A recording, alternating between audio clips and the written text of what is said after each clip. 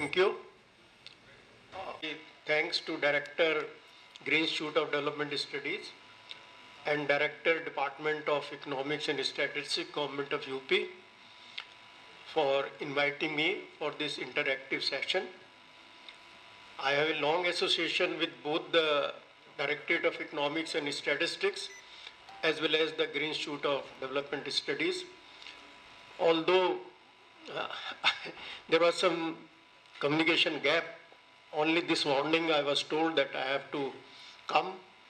But since recalling my old association with both the institutions, I could not say no. So you will bear with me if what I speak to you and present to you, there are maybe some gaps or revisions. So because I was head of the Department of Economics Department, Lucknow University, and where I served close to 42 years in Lucknow University. And one thing that you can understand, our predecessor, Dr. D.P. Mukherjee, he was also head of the department in 50s. The government of UP formed a committee to establish a system of economics and statistics. So it was his recommendation that there should be a separate department of economics and statistics to collect Dr. D.P. Mukherjee. You can even see, perhaps I remember correctly, on your website, the history of DES. You will find Professor D.P. Mukherjee's name. So as a product of Department of Economics, I am very happy to interact with you. You have listened to many eminent speakers who have given you a basic idea about the GSDP and how it is computed broadly. And obviously everybody understands कि जो overall context है वो है the target of $1 trillion economy of Uttar Pradesh. Why we are talking about the revision of GSDP or better methodology for computation of GSDP. मैं आपको थोड़ा सा एक मैक्रो व्यू बताना चाहता हूँ, क्योंकि ये जो GSDP का कंसेप्ट है, जिसको सकल राज्य घरेलू उत्पाद हम लोग कहते हैं, ये हम इकोनॉमिक्स में मैक्रो व्यू जब लेना चाहते हैं, ओवरऑल एग्रीगेट, क्योंकि इकोनॉमिक्स में भी एक माइक्रो व्यू होता है, माइक्रो इकोनॉमिक्स हम लोग कहते हैं, और एक मैक्रो इकोनॉमिक्स. अगर ओवरऑल इकोनॉमी के बारे में हमें बात करनी है तो हमारा पर्सपेक्टिव थोड़ा डिफरेंट हो जाता है. अगर हमें एक फर्म, एक हाउस होल्ड, एक इन्वेस्टर या एक सेवर, जो डिफरेंट इकोनॉमिक एजेंट्स हैं, उनका बिहेवियर स्टडी करना है तो माइक्रो इकोनॉमिक्स हो जाता है. तो मैक्रो इकोनॉमिक्स जो है ओवरऑल इकोनॉमी की पिक्चर हमें देता है, और उस पिक्चर को समझने के लिए, जैसे कई बार ये होता है कि एक फेमस स्टोरी है कि एक एलिफेंट है और 7 ब्लाइंड मैन को कहा गया कि आप डिस्क्राइब करिए एलिफेंट क्या है. तो हर आदमी ने जो पार्ट उसके हाथ में आया वो बताया. किसी के हाथ में कान आए तो उसने कहा ये तो पंखे जैसा है, किसी के हाथ में पूंछ आई तो उसने. तो कई बार ऐसा होता है कि हम लोग जो है जो ओवरऑल इकोनॉमी है, अपने अपने पर्सपेक्टिव के हिसाब से हम उसको डिस्क्राइब करते हैं. GSDP भी एक समरी मेजर है, ओवरऑल इंडिकेटर, ये नहीं कि ओनली इंडिकेटर है, जिसको हम लोग GDP नेशनल कंटेक्स्ट में कहते हैं और स्टेट कंटेक्स्ट में हम लोग GSDP कहते हैं. इसमें जो देखिए टर्म्स हैं, एक है ग्रॉस, दूसरा टर्म है स्टेट, तीसरा टर्म है डोमेस्टिक, और चौथा टर्म है, 4 लफ्ज है, प्रोडक्ट. हर एक की अपनी इंपॉर्टेंस है. ग्रॉस का मतलब टोटल वैल्यू, टोटल वैल्यू, और स्टेट का मतलब है स्टेट लेवल पे एक टेरिटरी है, डिफाइंड टेरिटरी है. डोमेस्टिक वर्ड देखिए क्यों लगाते हैं. डोमेस्टिक का मतलब है कि जितनी भी इकोनॉमिक एक्टिविटीज हैं, देखिए वर्ल्ड है economic activities, by and large जिन एक्टिविटीज में एक्सचेंज इन्वॉल्व है उनको हम इकोनॉमिक एक्टिविटीज कहते हैं। बहुत सी एक्टिविटीज ऐसी हो सकती हैं जो देखने में लगता है कोई चीज प्रोड्यूस करते हैं, लेकिन वो स्ट्रिक्टली इकोनॉमिक एक्टिविटीज नहीं कहला सकती, क्योंकि एक्सचेंज इन्वॉल्व नहीं है, कोई उसकी प्राइस नहीं है। जैसे एक फेमस एग्जाम्पल दी जाती है कि अभी डॉक्टर साहब भी बात कर रहे थे, डायरेक्टर ग्रीन शूट, कि हमारे हिंदुस्तानी घरों में घर पे हम लोग रोटी चपाती बनाते हैं, उसकी वैल्यू कहीं नहीं हम इंक्लूड कर सकते। बाहर ब्रेड लाकर आप खाएंगे या हिंदुस्तानी घरों में भी अगर ब्रेड लाएंगे, वो एक इकोनॉमिक एक्टिविटी हो जाती है, क्योंकि उसमें एक्सचेंज इन्वॉल्व है। उसकी वैल्यू हम जीडीपी या जीएसडीपी में इंक्लूड कर लेते हैं। बल्कि एक फेमस इकोनॉमिस्ट हुए, बहुत सारी इस तरह की एक्टिविटीज है, डू इट योरसेल्फ। आप सुबह उठते हैं, शेव करते हैं और तैयार हो जाते हैं, वो जीडीपी या जीएसडीपी में काउंट नहीं होगा। या अगर आप एक सैलून में जाके अपनी शेव बनवाते हैं, उसको 50 रुपए 100 रुपए देंगे तो वो इंक्लूड हो जाएगा। इनको कई बार हम कहते हैं नॉन मार्केट एक्टिविटीज। ये भी एक इश्यू है कि क्या नॉन मार्केट एक्टिविटीज को हम इंक्लूड कर सकते हैं, करना चाहिए या नहीं करना चाहिए। इंडिया में बहुत बड़ी बहस है कि जो हमारी वुमेन फॉक है, चाहे वो एग्रीकल्चर में हो चाहे हाउस होल्ड एक्टिविटीज में हो, how to account for their work that they are doing. उसकी कोई कोशिश भी की गई, वर्कर्स की डेफिनेशन भी बदली गई। तो जीडीपी और जीएसडीपी में भी ये चैलेंजेस हम लोगों को आते हैं। बल्कि सैमुअल्सन ने बड़ा एक इंटरेस्टिंग, सैमुअल्सन मॉडर्न इकोनॉमिक्स के सबसे बड़े इकोनॉमिस्ट हुए, उन्होंने कहा कि जीडीपी की विडंबना देखिए, if a person marries his maid servant then GDP will go down। कि मेड सर्वेंट है, आप उसको कुछ तनख्वाह दे रहे हैं, वो जीडीपी में है। By chance suppose you marry then GDP से वो एक्सक्लूड हो जाएगी, वो चीज जो है, काम वही है काफी कुछ। तो उन्होंने मजाक में लिखा उनके चैप्टर में। तो ये एक चैलेंज है हमारी इकोनॉमी में, जैसे यूपी की इकोनॉमी है या इंडिया की इकोनॉमी में, ये नॉन मार्केट एक्टिविटीज की एक बहुत बड़ी समस्या है। दूसरी जो समस्या हमारी है कि अनरिकॉर्डेड इकोनॉमी, जिसको कहा नॉन इनफॉर्मल इकोनॉमी। धीरे धीरे फॉर्मलाइजेशन हो रहा है और ये जो डिजिटलाइजेशन हो रहा है पेमेंट्स का, ये बहुत तेजी से हमारा इकोनॉमी को फॉर्मलाइज कर रहा है।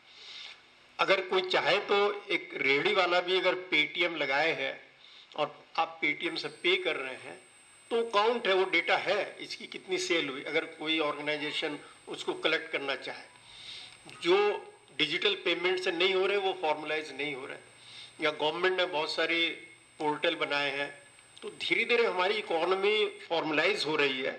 अच्छी बात है, रजिस्टर्ड है, रिकॉर्डेड है इकोनॉमी। तो दूसरी बड़ी जो समस्या हमारे सामने चैलेंज आता है, इसलिए कई बार जो हम लोग कह देते हैं कि हमारी जीडीपी या जीएसडीपी अंडर एस्टिमेटेड है, वो इस कारण है कि अनरिकॉर्डेड है, बहुत सारी नॉन मार्केट एक्टिविटीज़ हैं जिनको अगर हम कैप्चर कर लें तो हो सकता है हमारी जीएसडीपी या जीडीपी बढ़ जाएगी काफ़ी परसेंटेज से।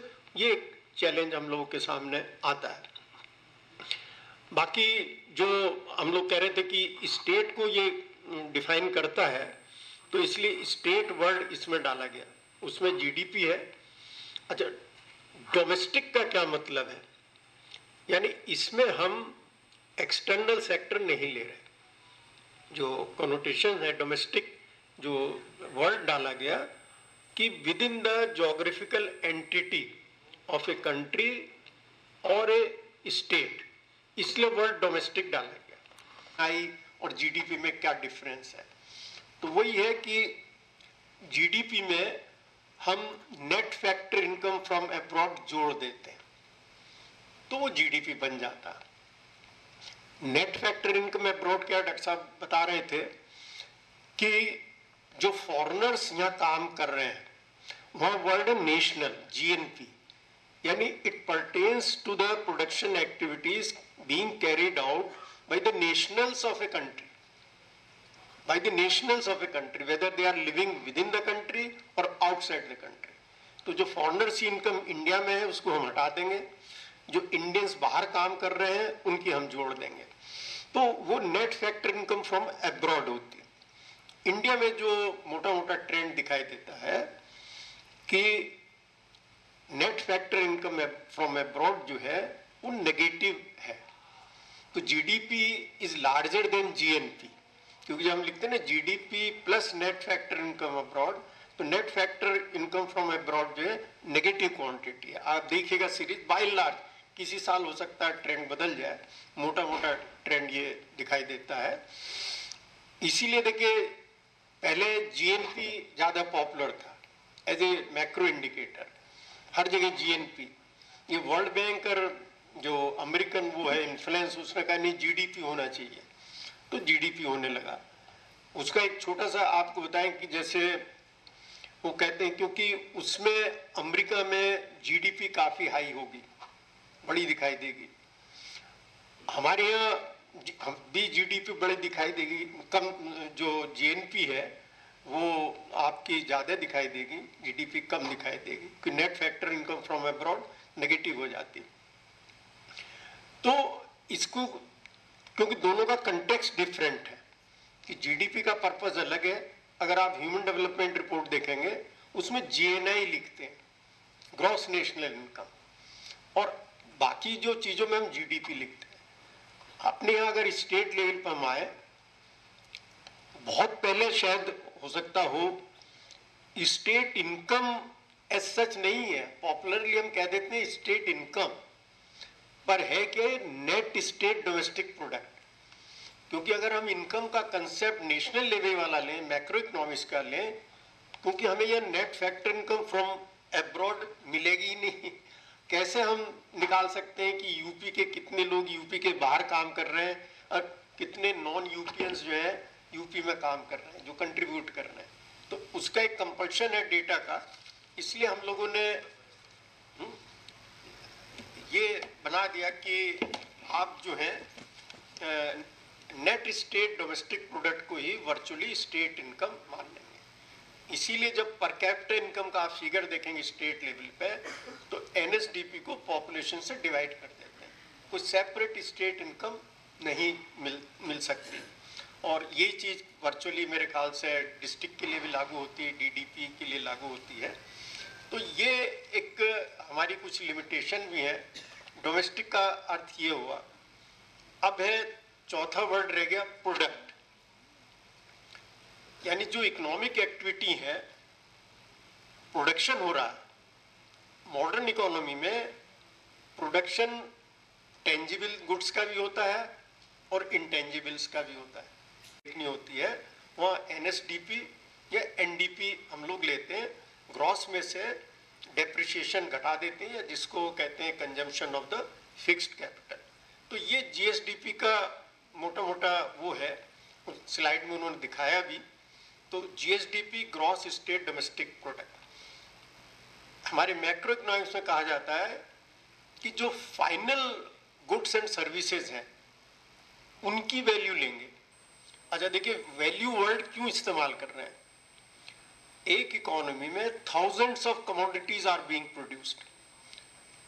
मिल्क है, लीटर्स ऑफ मिल्क, क्लॉथ्स है, मीटर्स ऑफ क्लॉथ, वो लीटर है, ये मीटर है, कुंटल और किलोग्राम्स में आपका प्रोडक्शन एग्रीकल्चर का है, दूसरे सेक्टर्स का है, और number of cars being produce, number of tractors being produced, वो प्योर नंबर है। हम इनको how do we aggregate that? जब तक कोई कॉमन डिनोमिनेटर नहीं होगा, हम लीटर को मीटर में, मीटर को नंबर में या कुंटल्स में नहीं जोड़ सकते। तो हमें कोई मेजरिंग रॉड चाहिए। मेजरिंग रॉड क्या है? मनी। तो इसलिए मॉनेटरी वैल्यू हम लोग लेते हैं। और मॉनेटरी वैल्यू कहाँ से आती है? सिंपल है, value price multiplied by quantity. Price हमेशा किसी भी गुड्स की या सर्विसेज की जो है पर यूनिट होती है, किलोग्राम पर कुंटल और टोटल अमाउंट ऑफ प्रोडक्शन। तो अगर हम प्राइस को उसकी क्वांटिटी से मल्टीप्लाइड कर दें तो हमें वैल्यू मिल जाती है। अब मनी को मेजरिंग रॉड के रूप में हमने ले लिया, तो अब हम सबको एग्रीगेट कर सकते हैं, value of agriculture production, value of industrial production, numbers. Services के लिए डिफरेंट मेथोडोलॉजी यूज करते हैं और डिटेल में आप लोगों के यहाँ जब सर्विसेज पढ़ाएंगे, मोटे तौर पे ये समझ लीजिए कि उसमें हम ये लोग ये देखते हैं एवरेज इनकम और number of workers being employed, उसको उनकी प्रोडक्टिविटी मान लिया जाता है। भले ही हम जितनी तनख्वाह मिल रही उतने प्रोडक्टिव ना हो, लेकिन जीडीपी में वही मान लिया जाता है कि आपने इतना प्रोडक्शन किया मोटे तौर पे। तो सर्विसेज को इस तरह से मोटे तौर पे अकाउंट फॉर करते हैं। उसकी कोई प्रोडक्ट वैसे तो मिलेगी नहीं आपको, वैल्यू टर्म्स मॉनेटरी वैल्यू मिल जाएगी हमें, तो मॉनेटरी टर्म्स में हम उसको, तो जब सारी चीज़ों को हमने all the goods and services को मॉनेटरी वैल्यू में कन्वर्ट कर लिया, तब ये वैल्यू ऐड कर सकते हैं। जैसे हमारे स्टेट इनकम की शायद 13 सेक्टर्स लेते हैं फिलहाल, 13 या 11 सेक्टर, 11 सेक्टर्स हैं। अदर सर्विसेज करके एक एस्यूम ऑल दे दिया है, तो 11 सेक्टर्स की हम लोग वैल्यू जोड़ देंगे, वो अलग हो जाता। एक छोटी सी चीज़, क्योंकि बहुत डिटेल में वो है, 1 बजे तक हम बोल सकते हैं। तो एक वर्ड लिखा रहता है 2011-12 जो बेस ईयर है, पहले 2004-5 था, अब 11-12 कन्वर्ट कर दिया। और ये खाली ऑर्डिनरी 11-12 बेस ईयर ही चेंज नहीं हुआ, नेशनल लेवल पे इसकी मेथोडोलॉजी भी बदल दी थोड़ी सी। वो क्यों बदल दी? यूनाइटेड नेशंस का एक सिस्टम ऑफ नेशनल अकाउंट्स है, एसएनए।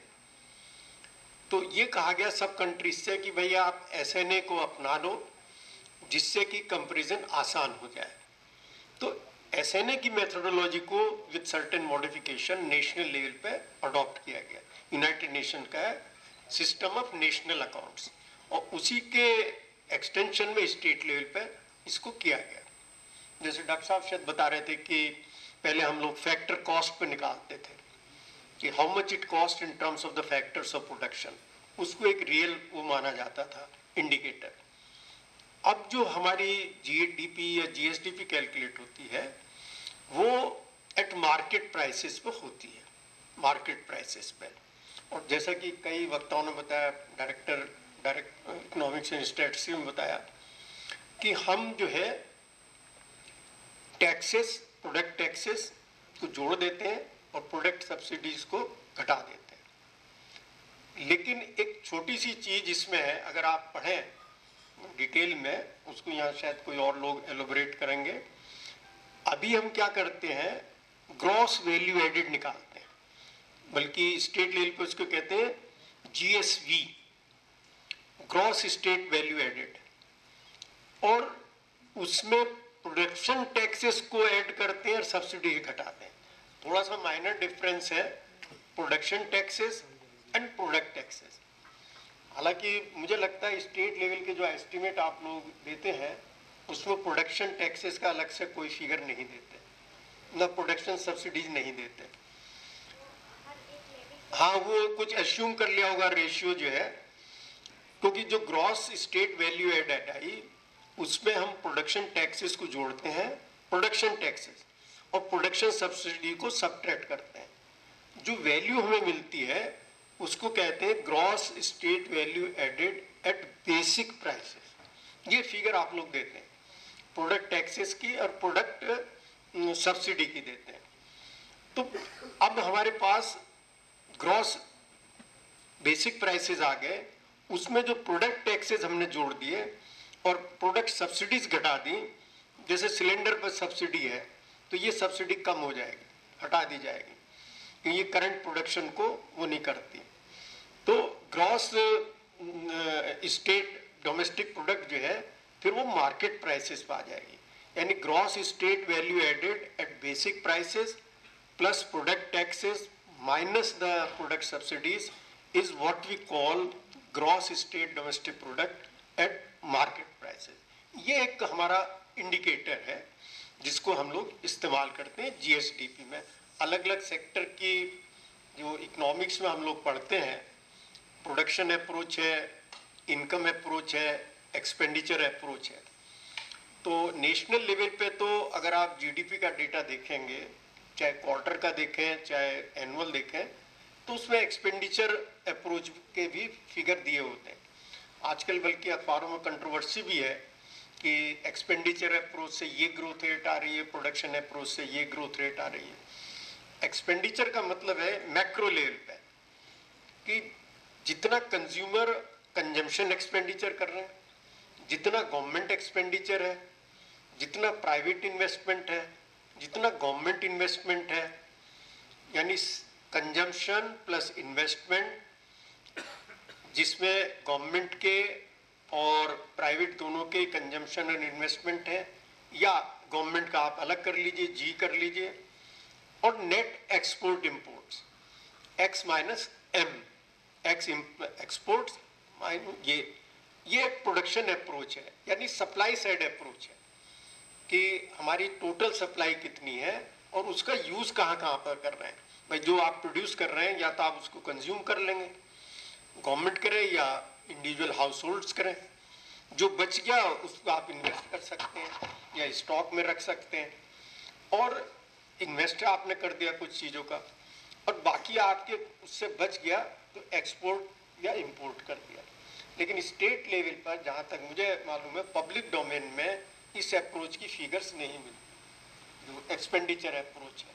तो उसमें consumption expenditure, private consumption expenditure निकालना हो ट्राई करें तो हो सकता है अच्छी चीज़ है, लेकिन आपको एक्सपोर्ट इंपोर्ट का डेटा मिलने में और दिक्कत आती है. हम लोगों ने एक काम भी किया था एक्सपोर्ट इंपोर्ट का मैंने, तो काफ़ी उसमें प्रॉब्लम है.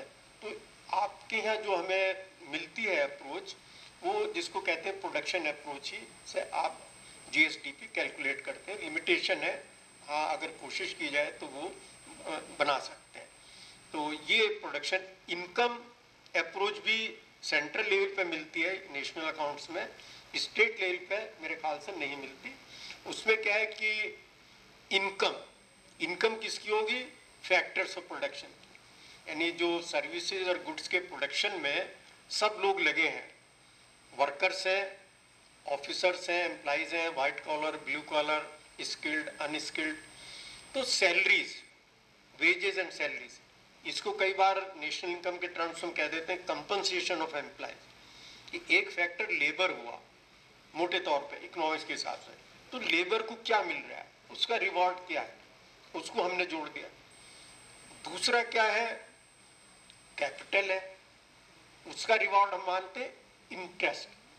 थोड़ा सा कंसेप्ट लेवल पर डिफरेंट है. जो इंटरेस्ट हम लोग कहते हैं कि हमने बैंक से अर्न किया वो अलग है, कैपिटल का इंटरेस्ट है. एक फैक्टर ऑफ प्रोडक्शन हम लोग मानते हैं एंटरप्रेन्योरशिप, उसका रिवॉर्ड प्रॉफिट है. और लैंड है, रेंट हो गया, बिल्डिंग रेंट पे है या लैंड का पीस है. तो जो हमारी इनकम अप्रोच है उसमें हम इन फैक्टर्स ऑफ प्रोडक्शन की जो आमदनी है, फैक्टर इनकम्स हम कहते हैं, compensation of employees plus rent plus interest plus profit, इसको अगर जोड़ देंगे तो ये इक्वल होने चाहिए. अगर इक्वल नहीं होते, जो हम जीएसडीपी दूसरे अप्रोच से निकालते हैं, तो एक कैटेगरी डाल देते हैं स्टैटिस्टिकल डिस्क्रिपेंसीज, ये डाल देते हैं कि अगर ये मैच नहीं कर रहे हैं मैक्रो इकोनॉमिक से ये मैच करना चाहिए. तो ये बेसिकली अप्रोच है स्टेट लेवल पर. जहाँ तक मैं समझता हूँ प्रोडक्शन अप्रोच ही आप लोग अडॉप्ट करते हैं कैलकुलेशन में. एक्सपेंडिचर और इनकम अप्रोच मेरे ख्याल से डेटा उसका नहीं होता, आप लोग ज़्यादा बेहतर जानते होंगे. तो ये जीएसडीपी है. अब एक चीज़ आती है कि हमारी परफॉर्मेंस कैसी रही, बल्कि मुझे जो एग्जिट बताया गया ये जीएसडीपी का मैंने आपको बता दिया. और इस समय जो $1 ट्रिलियन का वो है, एक गोल कहें कि टारगेट कहें उसको, हालांकि कई बार मैं बहुत ऑडियंस में लेक्चर दिया मैंने और इस पे बोलते भी रहता हूँ। इन जनरल अगर मैं पूछूं 1 ट्रिलियन में कितने जीरो होते हैं तो बहुत लोग नहीं बता पाएंगे 1 ट्रिलियन में, क्योंकि हमारी यूनिट नहीं है, ये बाहर की यूनिट है, ना डॉलर हमारी यूनिट है। तो इस पे भी विचार करिएगा कि इन टर्म्स में हमने अपना टारगेट क्यों फिक्स किया ना हम अपनी जीएसडीपी डॉलर में नापते हैं, ना हम ट्रिलियन में नापते हैं।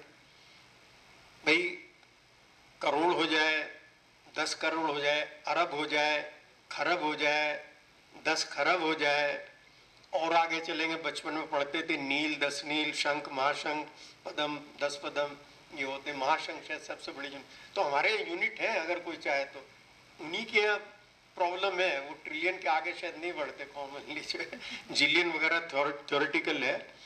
तो इसके पीछे भी अब हम ज़्यादा नहीं कह सकते कि ट्रिलियन में क्यों रखा, डॉलर में क्यों रखा।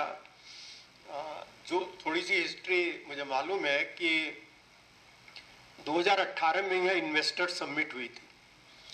उस पर honourable prime minister Modi ji ने कहा कि क्या अच्छा हो अगर यूपी और महाराष्ट्र आपस में compete करें कि which will be the first state economy $1 trillion economy. ये उन्होंने कहा था, कोई टारगेट नहीं रखा था उन्होंने। फिर 2019 में प्राइम मिनिस्टर साहब ने डिक्लेयर कर दिया कि हम 2024-25 तक $5 ट्रिलियन इकोनॉमी बन जाएंगे नेशनल लेवल पे। इसके तुरंत बाद जो है chief minister, honourable chief minister Yogi ji ने कहा कि अगर इंडिया $5 ट्रिलियन के लिए कोशिश करेगा तो हमारा कंट्रीब्यूशन $1 ट्रिलियन का होगा। तो पहला जो टारगेट था, ये अगर हम सही ध्यान करें, जुलाई 2019 में ये डिक्लेयर किया गया था और माना ये गया कि 19-20 से 24-25 तक जो नेशनल लेवल का टारगेट था उस तक हम अचीव कर लेंगे। लेकिन कोरोना के कारण बीच में व्यवधान आ गया, तो अब जो टारगेट है रखा गया है वो 2027 है। मैं बात भी कर रहा था, लेकिन अभी भी एक कंफ्यूजन है, कम से कम मुझे तो है कि ये फाइनेंशियल ईयर के हिसाब से हम जीएसडीपी कैलकुलेट करते हैं, तो ये 2026-27 है या 2027-28 है।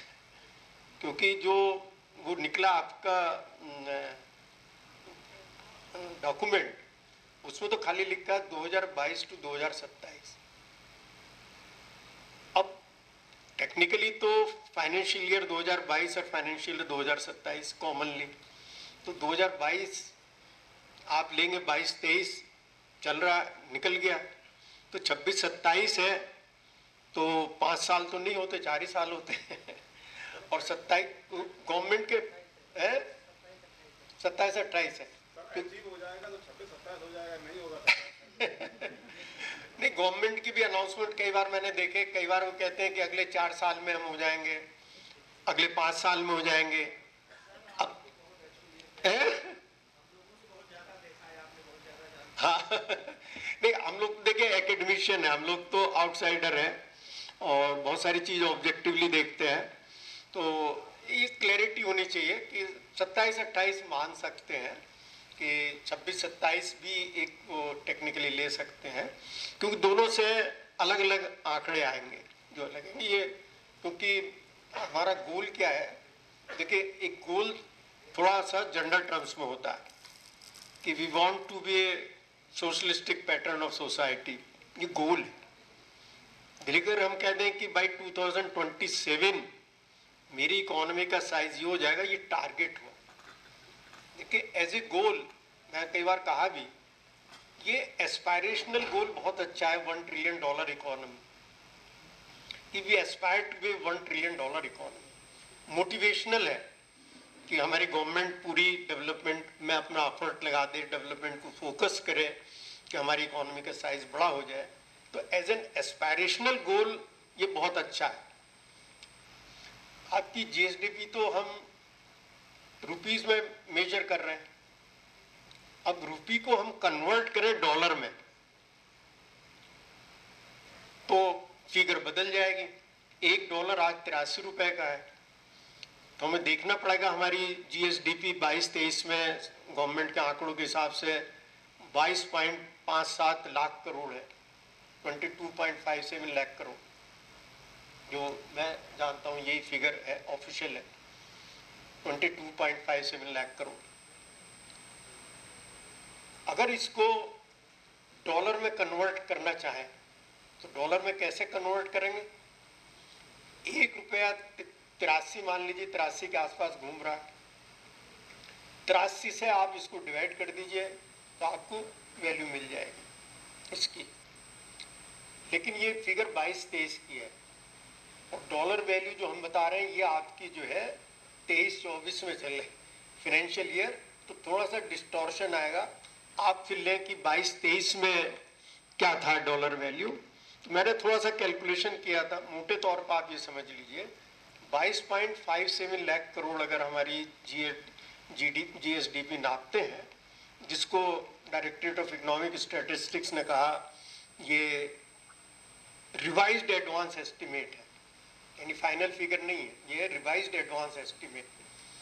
तो अगर इसको हम प्रिवेलिंग रेट से डिवाइड करें तो एक रेट 280.7 बिलियन डॉलर्स होता है, 280.7 बिलियन डॉलर, यानी 280 बिलियन डॉलर हमारी है और 1 ट्रिलियन में 1000 बिलियन होते हैं। 1000 billion is equal to 1 trillion. तो आप आज कहाँ खड़े हैं? 280 पे खड़े, 280 बिलियन डॉलर पे 22-23 में, और इसको 1000 बिलियन आपको करना है, 26-27 करें या 27-28 करें। तो आप लोग खुद सोच सकते हैं कि हमें कितना जोर लगाना होगा, कितना हम इसको अचीव कर सकते हैं। अब यूपी की इकोनॉमी अगर हम देखना चाहें, क्योंकि मुझे बताया गया कि यूपी का ग्रोथ ट्रेंड क्या रहा, बल्कि मैं कोई लैपटॉप भी नहीं लाया था, थैंक्स टू डॉक्टर नमिता, एक मेरा लेक्चर उसमें था तो उसने कुछ मुझे दिया, कुछ दिन पहले मैंने ग्रीन शूट में दिया था, तो उसके सहयोग से आपको कुछ डेटा मैंने अभी देखा, तो उसके हिसाब से आपको बता सकते हैं। ये यहाँ से हो जाएगा ऑपरेट, इसको नीचे कर दें, ठीक। चलिए जल्दी से बता देते हैं कि टाइम भी हो रहा है। देखिए हमारी इकोनॉमी जो है मोस्ट पॉपुलस स्टेट है और थर्ड है सर, क्योंकि हालांकि गवर्नमेंट ने कई बार ऑफिशियली, आपने सुना होगा टाइम्स ऑफ इंडिया में इसमें, कि सेकंड लार्जेस्ट इकोनॉमी बन गया यूपी, लेकिन कभी भी सेकंड लार्जेस्ट इकोनॉमी नहीं बनी, थर्ड लार्जेस्ट इकोनॉमी है। पहले के डेटा देख लें, कभी आज का देख लें, लेकिन गवर्नमेंट कोई बता देता होगा कि कह दिया सेकंड लार्जेस्ट इकोनॉमी हो जाए। हाँ, महाराष्ट्र जो रियलिस्टिक है, महाराष्ट्र हमसे बहुत आगे है, तमिलनाडु, कर्नाटका, गुजरात एंड यूपी, इनमें थोड़ा थोड़ा अंतर है, फ्यू लैक्स करोड़ का अंतर है। ये चारों इकोनॉमी जो है बहुत करीब है, लेकिन अभी भी तमिलनाडु जो डेटा अब तक मौजूद है, तमिलनाडु सेकंड प्लेस पे है और थर्ड प्लेस पे यूपी है। हमारी हिस्सेदारी GDP में करीब 8.3%, 8.2%, 8.4% ये रहती है। जो पूरी GDP में हमारा हिस्सेदारी है 8% प्लस रहती है, 8% के आसपास हमारी हिस्सेदारी रहती है। तो अगर इससे भी ये समझ सकते हैं कि अगर हमें $1 ट्रिलियन इकोनॉमी बनना है और इंडिया की इकोनॉमी $5 ट्रिलियन इकोनॉमी हो जाए, यानी हम 20% शेयर हमारा होना चाहिए। तो आज लगभग 8% का शेयर है, इसको बढ़ा के 2.5 गुना बढ़ा के 20% हमारा शेयर होना चाहिए, तब हम $1 ट्रिलियन इकोनॉमी बन सकते हैं। ये है। तो बहुत सारे हमारे एडवांटेज हैं यूपी में। देखिए ये परफॉर्मेंस एक हिस्टोरिक देख लीजिए इकोनॉमिक ग्रोथ का। फर्स्ट प्लान ये आपके प्लान डॉक्यूमेंट से ही है, 12th प्लान तक ये ग्रोथ रेट रही यूपी की। तक हमारी परफॉर्मेंस जो है बहुत अच्छी नहीं रही, अनसेटिस्फैक्ट्री रही, इसलिए हम और स्टेट्स के मुकाबले पिछड़ गए। मुश्किल से 2-2.5% हमारी परफॉर्मेंस रही फर्स्ट 4 प्लान में। 5th प्लान में हमारी परफॉर्मेंस थोड़ी सी इम्प्रूव होती है 5th 6th में। 7th प्लान में सबसे अच्छी परफॉर्मेंस थी 8.7% थी। फिर देखिए जब इकोनॉमिक रिफॉर्म्स का दौर आया 91 में, जब इकोनॉमिक रिफॉर्म्स हुए 91 में, जिसको न्यू इकोनॉमिक पॉलिसी कहा गया, और देश में प्लानिंग भी थोड़ा सा बैकग्राउंड में चला गया, बल्कि 8th प्लान डॉक्यूमेंट में कहा गया इंडिकेटिव प्लानिंग, बहुत कम्प्रिहेंसिव प्लानिंग नहीं थी। तो 8th प्लान में हमारी परफॉर्मेंस 3.2% आ गई, 9th प्लान में 2% आ गई। यानी जो इकोनॉमिक रिफॉर्म्स के पहले 10 साल थे, जो और कंट्री एज ए होल ने और दूसरे स्टेट्स ने फ़ायदा उठाया, अपनी ग्रोथ रेट एक्सेलरेट कर दी, हम 8th और 9th प्लान में पिछड़ गए, केवल 3.2 और 2% रह गई। 10th प्लान में स्लाइटली इम्प्रूव हुआ, और फिर 11th प्लान में 6.7 6.9 ये % रहा हमारा। ये जो आज के डेटा से मैंने अभी थैंक्स टू डॉक्टर नोमिता निगम मैंने दिया, उनको डेटा उन्होंने जल्दी से एक बना दी। ये जो करंट सीरीज है जो 11-12 पे है, उसकी बेसिस पे ये ग्रोथ रेट है। अब आप इसमें अगर ग्रोथ रेट करंट प्राइसेस पे देखेंगे तो ये 21-22 में 20.1% है। उसका रीज़न ये है कि उससे पहले के साल में कोरोना के कारण, कोरोना पेंडेमिक के कारण नेगेटिव ग्रोथ हो गई, डिप कर गई।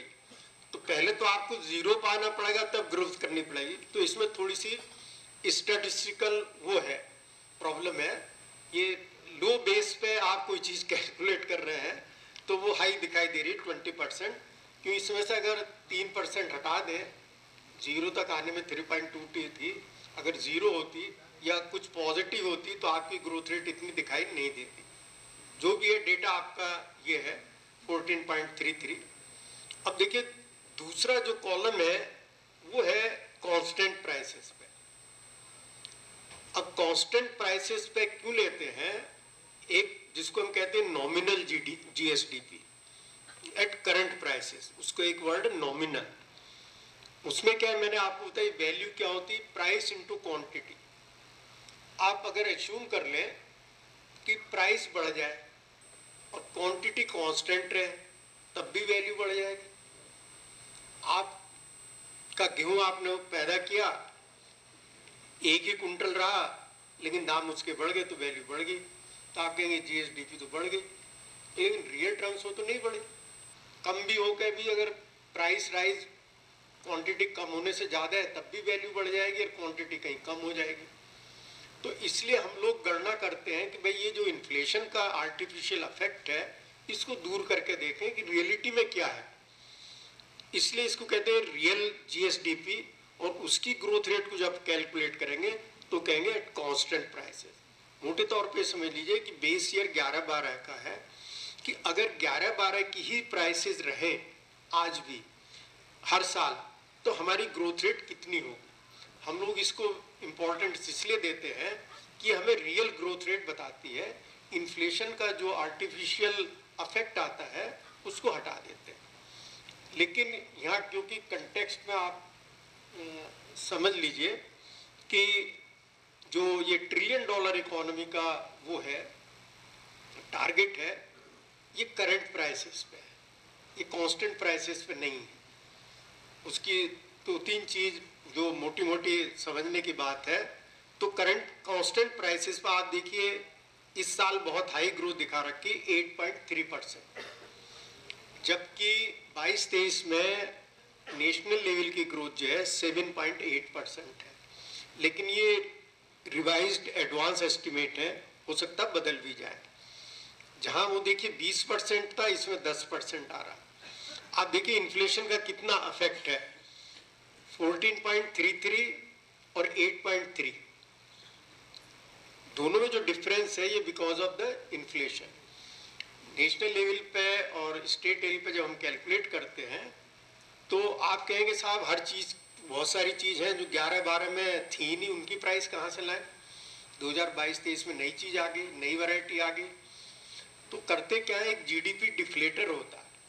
हम करंट वैल्यू ले लेते हैं और एक जीडीपी डिफ्लेटर से हम उसको डिस्काउंट करते हैं, तो कांस्टेंट प्राइसेस पे हमें मिल जाता है। उसमें बहुत सारे इश्यूज हैं, जीडीपी डिफ्लेटर क्या लें, बहुत क्लोजली देखेंगे तो बहुत सारे इश्यूज उसमें आते हैं हमारे, कि डिफ्लेटर कैसे डिफाइंड होता है। इस पे नेशनल लेवल पे बहस है कि सही है या नहीं है। स्टेट लेवल का डिफ्लेटर क्या नेशनल लेवल से डिफरेंट होगा, सभी प्रोडक्ट्स का डिफ्लेटर आपको नहीं मिलेगा। तो बहुत सारे इश्यूज हैं, लेकिन मोटी बात यह है कि एट कांस्टेंट प्राइसेस पर अगर हम लेंगे तो कई बार हम करंट प्राइसेस से भ्रमित हो सकते हैं, हम बहुत तेजी से आगे बढ़ रहे हैं, लेकिन वास्तव में हो सकता है हम उतनी तेजी से आगे ना बढ़ रहे हो रियल टर्म्स में। तो ये डेटा आप देख सकते हैं कि कांस्टेंट प्राइसेस पे और करंट प्राइसेस पे मोटे तौर पर आप ये देखेगा कि सबसे अधिक ग्रोथ रेट कांस्टेंट प्राइसेस पे एनुअल ग्रोथ रेट है, ये 11.37 रहा 16-17 में।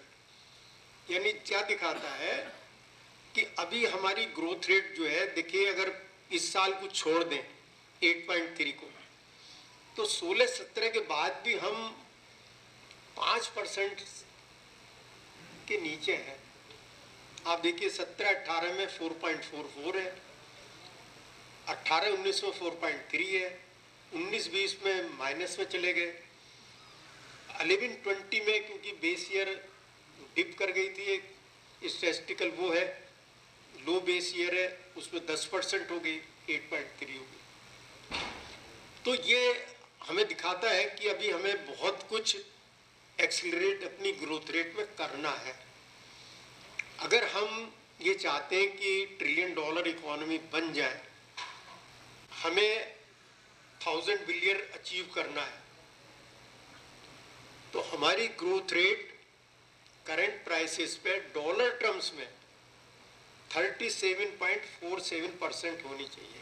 Compound annual growth rate 37.47% in figure के साथ कि 280 बिलियन 2022-23, 1000 बिलियन 26-27 करंट प्राइस, कि उनका टारगेट ही सर करंट प्राइसेस पे, कांस्टेंट प्राइसेस पे नहीं है। तो ये जो टारगेट है it is very sensitive to the inflation, क्योंकि करंट प्राइसेस पे है। मान लीजिए आज इन्फ्लेशन 6% के आसपास है, हम लोग महसूस ज़्यादा करते हैं महंगाई बहुत है, महंगाई बहुत बढ़ जाए तो $1 ट्रिलियन टारगेट जल्दी अचीव कर ले, उसका इम्प्लीकेशन है। हम और आप सफ़र करेंगे, महंगाई 10% हो जाए तो करंट प्राइसेस हमारे जीएसडी भी बहुत बढ़ जाएगा।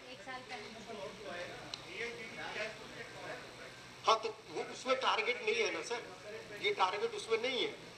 ये जो अचीव कर रहे हैं, जो टारगेट फिक्स किया है वो करंट प्राइसेस में किया है। तो इन्फ्लेशन रेट क्या है, 5 ट्रिलियन ऑल इंडिया, वो भी करंट प्राइसेस में ना, करंट मार्केट प्राइस नहीं, कोई कंट्रोवर्सी नहीं, it is settled current market prices पे। क्योंकि जो साइज ऑफ द इकोनॉमी है ना सर, आज हमारा साइज जो है इंडियन इकोनॉमी का 24, क्योंकि अब चल रहा है 23-24, इसमें तो 3.75 आ गया, लेकिन 22-23 में अगर मुझे सही याद है 3.39 trillion dollar, 3.39 trillion dollar, UP का बिलियन है, वो ट्रिलियन है, ये ध्यान रखिएगा। तो कहने का मतलब है कि रूपी डॉलर एक्सचेंज रेट कहाँ भाग रहा है, वो अफेक्ट करता नेगेटिव। आज रूपी डॉलर एक्सचेंज रेट जो है 83 रुपये है, टेंडेंसी है डेप्रिशिएट करने की। तो अगर ये डेप्रिशिएट करता है तो आपके लिए और मुश्किल पैदा करता है कि आपको $1 ट्रिलियन करने के लिए और ज़्यादा रुपए में प्रोडक्शन की वैल्यू दिखानी पड़ेगी। इन्फ्लेशन होता है तो टारगेट अचीव करने में आपको आर्टिफिशियल कहीं को फायदा मिलता है। तो ये इक्वेशन है, तो आप लोग खुद समझ सकते हैं कि डॉलर टर्म्स में, क्योंकि रुपी टर्म्स में ग्रो कर रहे हैं उसका कोई मतलब नहीं है, डॉलर टर्म्स में हमें हर साल 37.47% ग्रोथ रेट चाहिए, कंपाउंड एनुअल ग्रोथ रेट, इस फिगर के साथ $1 ट्रिलियन इकोनॉमी बनने के लिए। वो ले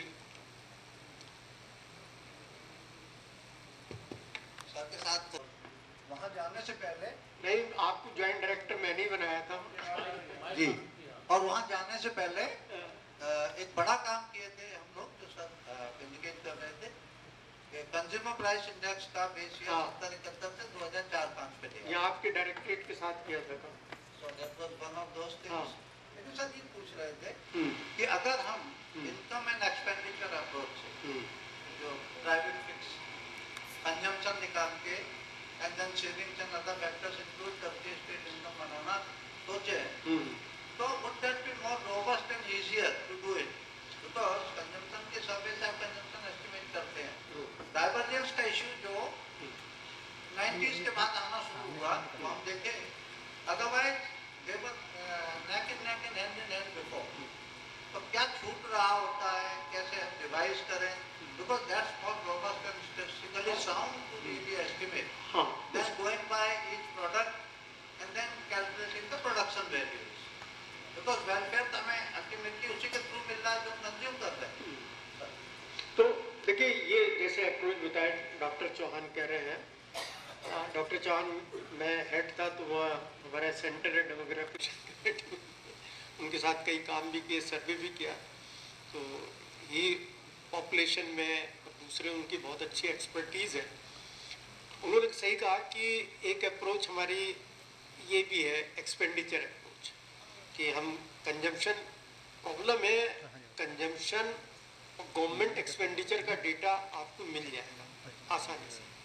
चैलेंज क्या है? इन्वेस्टमेंट। गवर्नमेंट का इन्वेस्टमेंट चलिए आप डिफाइन कर लेंगे, बजट से निकल आएगा कैपिटल एक्सपेंडिचर क्या है, असेट्स क्या है, लेकिन private investment for the state वो एक चैलेंज आएगा। दूसरा चैलेंज आएगा नेट एक्सपोर्ट्स X-N। अगर आप ये फिगर ले सकें कि यूपी से कितना एक्सपोर्ट हो रहा है, अच्छा नेशनल लेवल पे तो ये है कि बियॉन्ड इंडिया जो एक्सपोर्ट हो रहा है तो directorate general of foreign trade है, उसका डेटा मिल जाता है आपको, वो स्टेट वाइज भी देता है, लेकिन वो बियॉन्ड जो है इंडिया के आता है। लेकिन एक्सपोर्ट इंपोर्ट को स्टेट टर्म्स में दिखाना पड़ेगा। यूपी से महाराष्ट्र कोई चीज़ गई या दिल्ली गई, हरियाणा गई, राजस्थान गई तो हमारा एक्सपोर्ट हो गया अब वहाँ से। तो ये डेटा आपके लिए चैलेंजिंग है, लेकिन ऐसा नहीं कि अनसरमाउंटेबल है।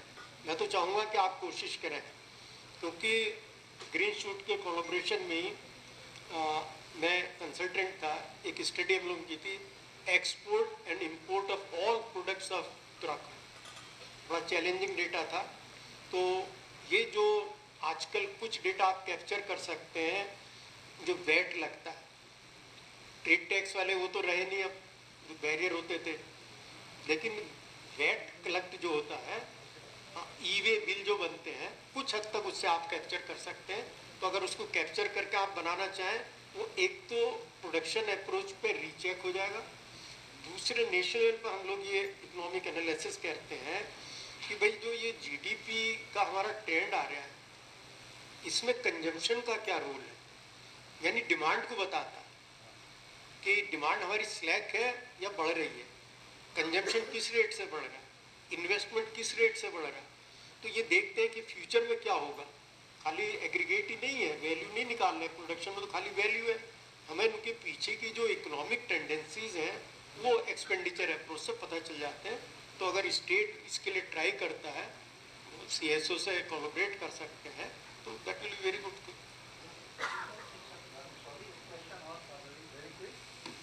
Digitization is nothing but a most of a financial intermediation. तो ये एक्सचेंज का तरीका बैंक के थ्रू हो, डिजिटली हो या किसी और तरीके से हो, IT इनेबल्ड सर्विसेज हैं, वो एफिशिएंसी तो बढ़ाएंगी, बट उनके अपने एक्सपोर्ट को छोड़ने के अलावा what value it would add to the economy?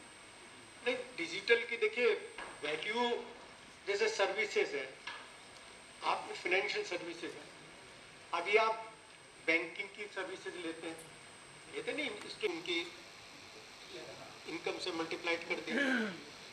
अगर डिजिटल इकोनॉमी में जो ट्रांजैक्शन मैनुअली होते हैं, डिजिटल से मैनी टाइम्स उसके ट्रांजैक्शन हो रहे हैं, तो मैनी टाइम्स उसके ट्रांजैक्शन हो रहे हैं, तो प्रोडक्टिविटी बढ़ रही, इकोनॉमी, टाइम बच रहा है, जल्दी लोगों को पैसा पहुंच रहा है, जल्दी ट्रांजैक्शन कर रहे हैं।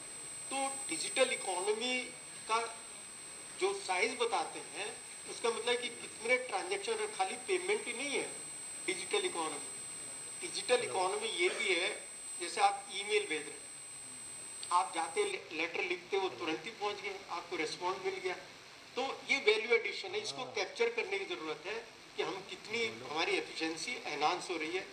टेली मेडिसिन है, डॉक्टर नहीं गया आपको दे दिया। एजुकेशन में कोरोना में कितना वैल्यू एडिशन हुआ, बच्चों ने पढ़ा।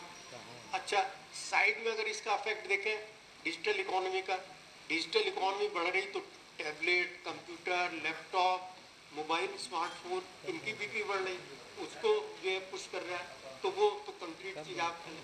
तो डिजिटल इकोनॉमी यूपी के लिए एक बहुत बड़ी अपॉर्चुनिटी है।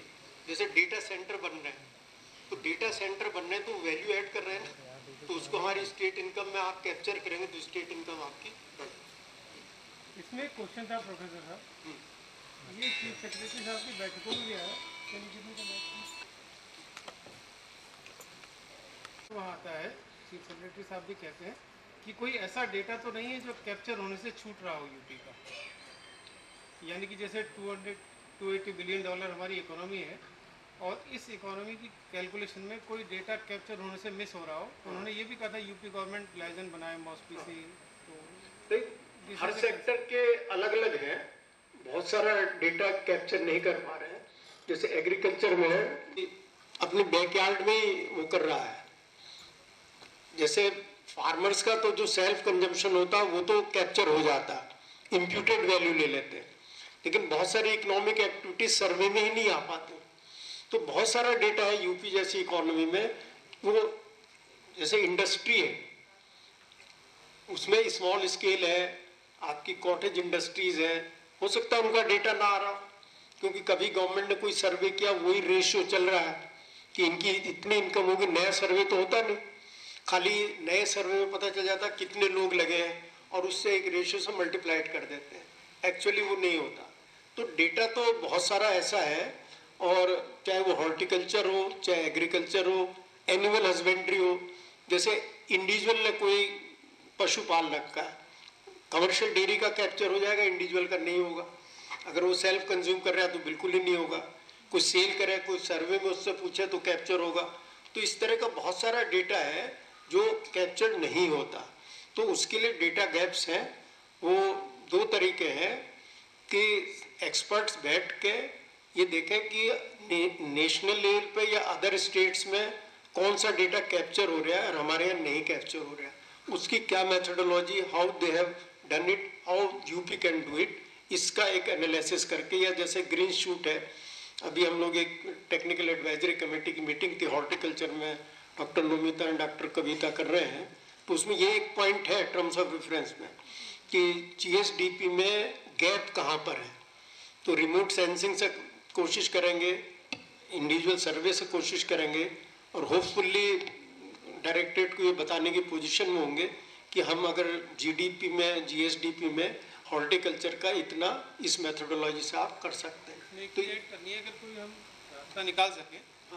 Today in this forum we have so many intelligent officer, जैसे आपने बताया if a person marries the maid then the GDP reduces, तो ऐसे ही हमारे यहाँ एग्रीकल्चर डिपार्टमेंट, एग्रीकल्चर में ये होता है कि जो फार्मर है वो जो अपनी लेबर या अपना काम करता है, जैसे 6 लोगों की फैमिली है, वो कहीं कैलकुलेशन में नहीं आता। हमारे जिला कृषि अधिकारी स्केल ऑफ फाइनेंस बनाते हैं और वो एक बहुत बेहतरीन तरीके का डॉक्यूमेंट है जो लोन देने में और बीमा के लिए काम आता है और डिस्ट्रिक्ट मजिस्ट्रेट की अध्यक्षता में बनता है।